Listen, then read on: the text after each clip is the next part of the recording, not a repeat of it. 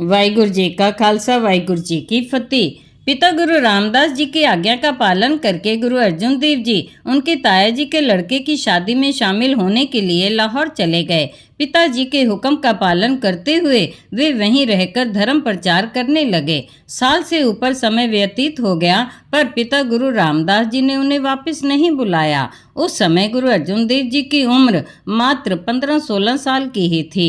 हृदय में बार बार विरह का विछोड़ा उठ रहा था।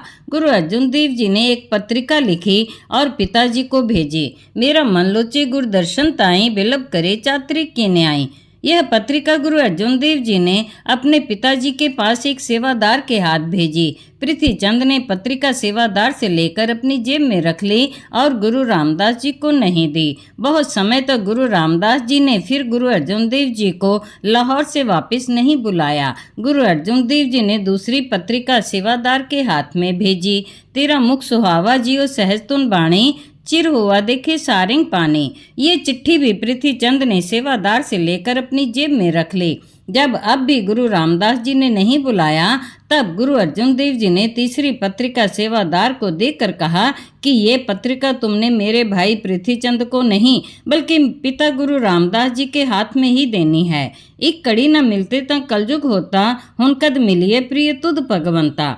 तीसरी चिट्ठी में गुरु अर्जुन देव जी का इतना विरह देखकर बाबा बुड्ढा जी और कुछ सिखों को भेजकर गुरु अर्जुन देव जी को वापस अमृतसर बुला लिया गया। जब पृथ्वीचंद से पहली दोनों चिट्ठियों के बारे में पूछा गया तो उसने कहा कि मेरे पास तो कोई चिट्ठियां नहीं हैं, पर गुरु रामदास जी ने सेवादार को भेजकर पृथ्वीचंद के घर से पहले की दोनों चिट्ठियां भी मंगवा ली।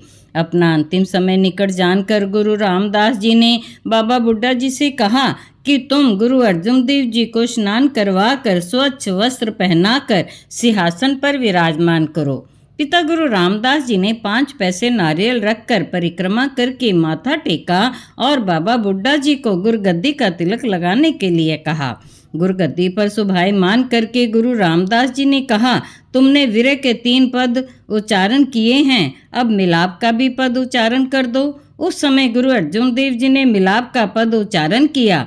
पाग हुआ गुरु संत मिलाया, प्रभ अविनाशी घर में पाया। वाहिगुरु जी का खालसा वाहिगुरु जी की फतेह।